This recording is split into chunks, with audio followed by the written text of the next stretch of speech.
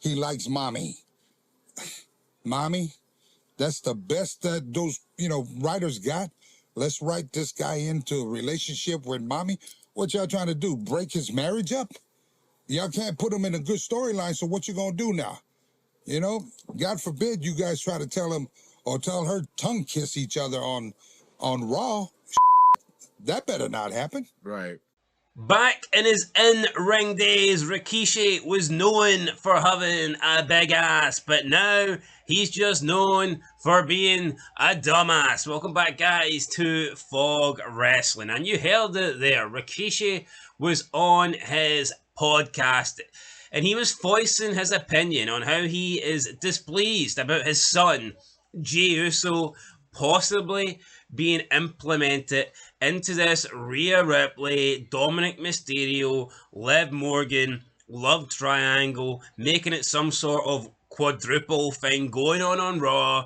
And of course, this didn't please Rikishi. He wasn't happy. He felt this was beneath his son. He was having a shot at the writers, thinking that they should be doing better. And I am pissed off with the Bloodline. I'll just say it. The Bloodline fucking suck. The only good person with any sort of link to the Bloodline is The Rock. Now, yes, they pushed Roman Reigns so hard down our throat that he kind of got half over, right, in the end. But Rikishi would lead you to believe that everybody with the Samoan blood is they're all fucking bums, man. They're all guys that have got no personality, would never sell a ticket on their own. I mean, look at them. Solo Sikoa, the leader of the new Bloodline, not got an ounce of charisma, not got an ounce of anything.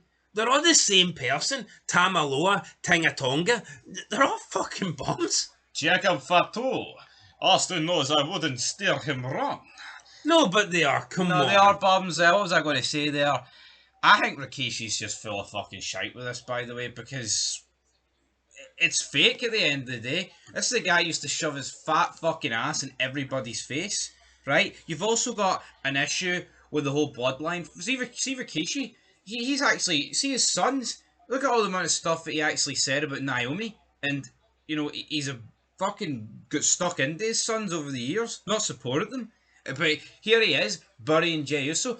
Well, backing up Jey Uso's burial by WWE. See, Jey Uso, I'll admit, maybe they should have pulled the trigger on him, but maybe this storyline, is like one of the hotter things going in the company between Dominic, Liv and Rhea. It's the most important thing on Raw, and how would Jey Uso how would he be in a better angle going into SummerSlam? He's not involved in the world title scene. He's not involved in the Drew McIntyre CM Punk thing. Anything else that Jey Uso does is going to be a step below this. It's going to be a downgrade on this. So I don't know why Rikishi, he needs to get off his high horse. I don't think the guy could actually fit on a horse, to be honest. But he needs to get off it and stop talking shit. So the full quote from the podcast is, quote, "SummerSlam, where's Jey Uso at? I don't know. Let's write him into he likes mommy. Mommy, that's the best those writers got. Let's write this guy into a relationship with mommy. What are you trying to do? Break his marriage up? Y'all can't put him in a good storyline, so what you gonna do now?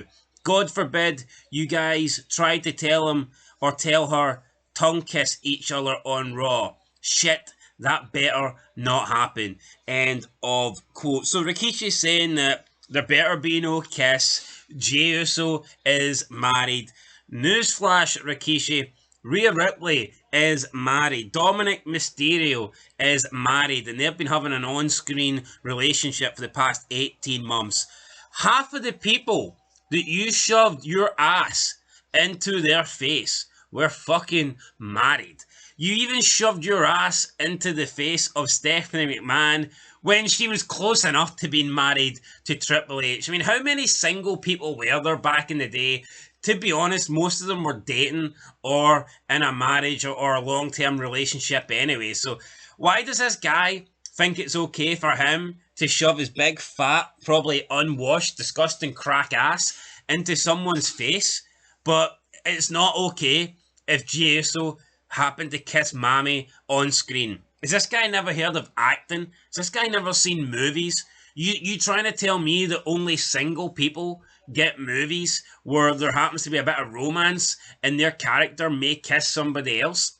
Has this guy lost the fucking plot?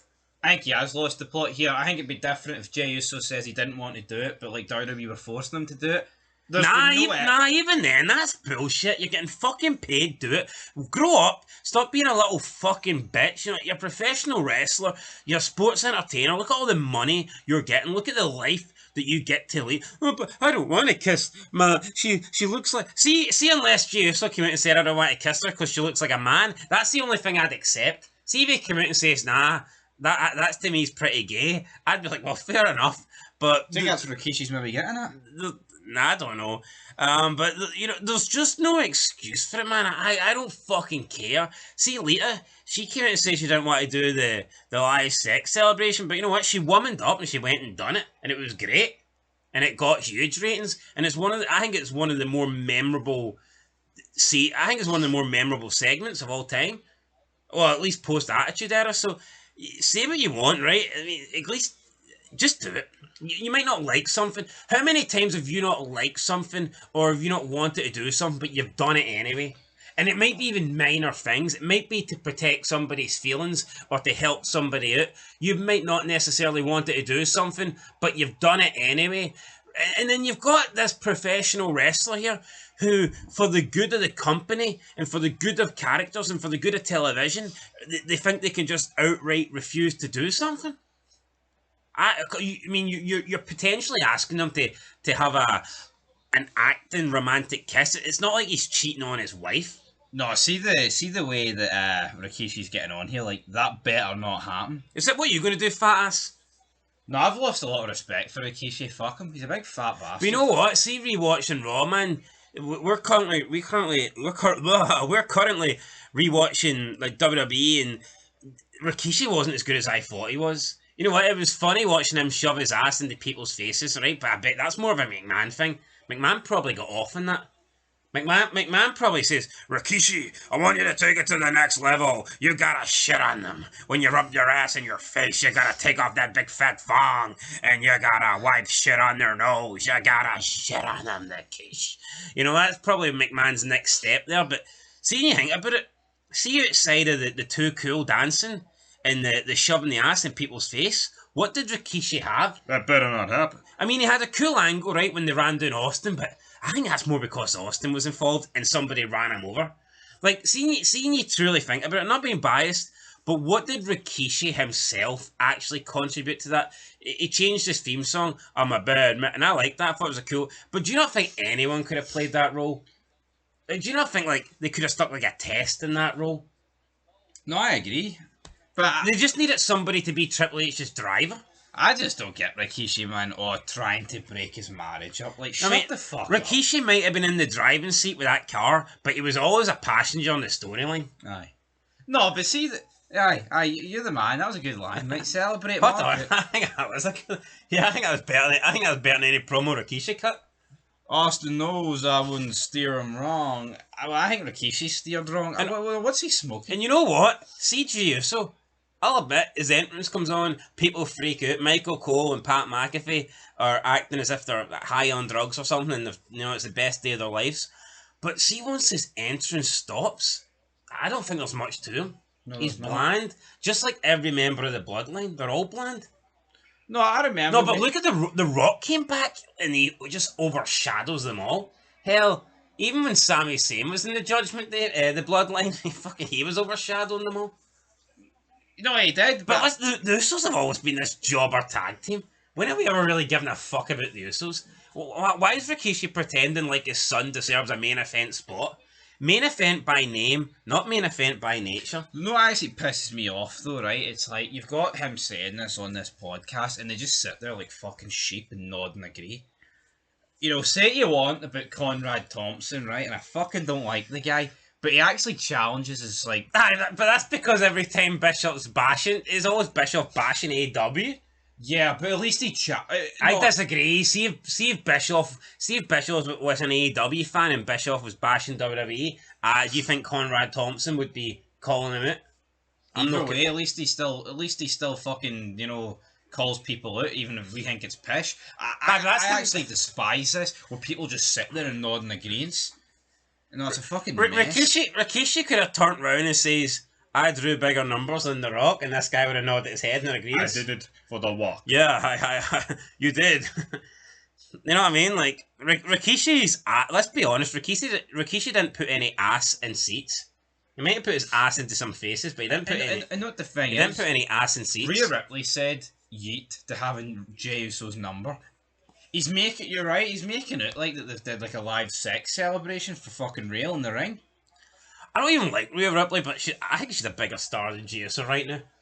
Yep. Her return to Raw got like 2.4 million views in 12 hours on YouTube. I don't get Rikishi. Her opening segment actually did well in the quarters last week. I don't get... Alright, everything else tanked after that. I don't get Rikishi. I just don't know why Rikishi thinks this is somehow burying his son. His son's above this. What did he think with who was it? Was it Jay or Jimmy that was in the hotel room with Mandy Rose? What did he think of that? Oh, that could have broke up a marriage. I'm pretty sure that was Jimmy. But he doesn't like Naomi. I don't think he went to the wedding. Is he a racist or something? He could be racist, but yeah, I don't know. He's just a weird fucking guy. He comes out with some shit. Apparently he doesn't get on with his sons, so it's weird to hear him fucking going completely over the top here. Yeah, I don't know. I don't know what Rikishi's end game is here. I didn't listen to the full podcast, but he went to spout on something about the bloodline.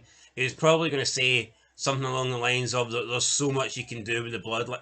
I think the bloodline's run its course. Yeah, it's run its course. You know what I would do? I would get Roman Reigns back. I would get The Rock back. I would have Survivor Series. I'd Rock versus Roman Reigns, right? Team Bloodline versus Team Bloodline. And then see from that moment on, you can just disband in both bloodlines, and then that sets up Rock versus Roman Reigns at WrestleMania 41. Get that match over and done with and move on. No, I agree.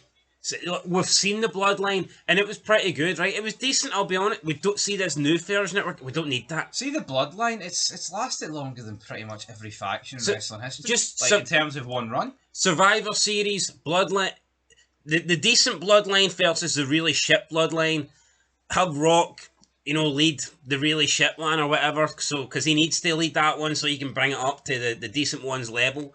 But I mean, the sad thing is, you put the Rock in the shit bloodline, and all of a sudden that makes the original bloodline the shit bloodline because they don't have the Rock. Yeah, but I would have the two bloodlines face each other at Survivor Series, and then that they can both disband, and then it leaves the only two heads at the tables left or whatever. Rock versus Reigns, and after that go your separate ways. You can go your own way. Thoughts? Yeah, no, I agree with that. They've got to put an end game in sight, but it's just lasted too long. I mean, look at Evolution. Like, the core of Evolution only lasted 18 months. You know what I mean? It was a good 18 months. No, it was a good 18 months, but this bloodline is fucking dragged and dragged. Like, why is everyone buying into the Triple H Kool-Aid of long-term booking? How much fucking money is Triple H whipping out his nose to give to fat-ass Rikishi to say these sort of things? Like, there's plenty to tell. It's over. And he needs to fucking... Rikishi needs to stop. See the whiff of shite for his arse? It's went into his brain and fucked him up. He also went on to push for Jey to get a title match. Like, first of all, his other son, Solo Sikoa, is getting a title match in the main event at SummerSlam. And Jey Uso already had a title match earlier this year. What does this guy want? Does he just want every member of the bloodline? Does he want everyone who's in his family to have a fucking title? Looks that way.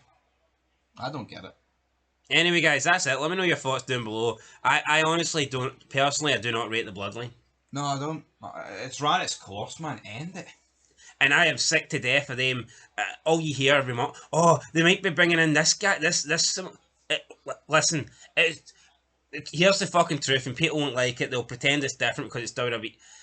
See WWE bringing all these fucking random Samoans in to join the bloodline. That is no different from Tony Khan bringing in all these Japanese bums to fucking wrestle in AEW. It's no different. See all these Japanese guys that are no names and no stars, and we bury them on this channel going, they're not going to pop a rating, they're not going to draw a dime, they're not going to fill seats. See all these nameless Japanese guys that we talk about Tony, Forbidden Door this for, and we make fun of Tony Khan for bringing in. That's no different for all these no-name Samoan guys that Triple H is bringing in. I totally agree. The only difference is that they're living off a bloodline name. It'd be like they've got some sort of, you're the fourth cousin to The Rock. That's lame as fuck. They might be fourth cousin to The Rock, but they've not got a 4,000th of The Rock's charisma, so what does it matter? Also, what's next, right? Is Bo Dallas's wife going to be like, I don't want him to be in angles where they're murdering people?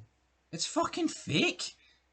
We're back to that. I know, we are fucking back to that. I thought we were on the storyline here or the topic of how they're clinging on to the 1% ounce of blood that someone might have in relation to The Rock.